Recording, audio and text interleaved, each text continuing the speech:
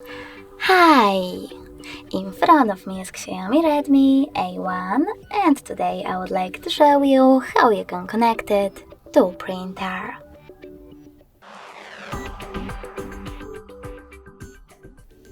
Begin by opening Settings.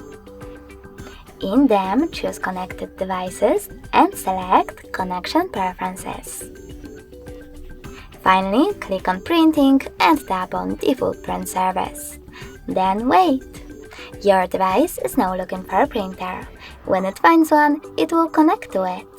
If you want to use a different print service though, you need to disable this one by clicking on this switcher, select the back button and tap on Add Service instead.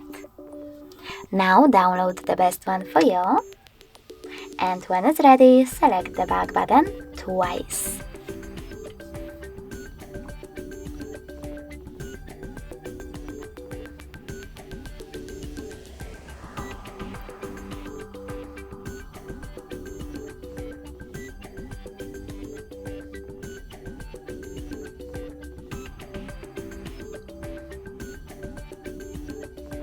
Then just click on your service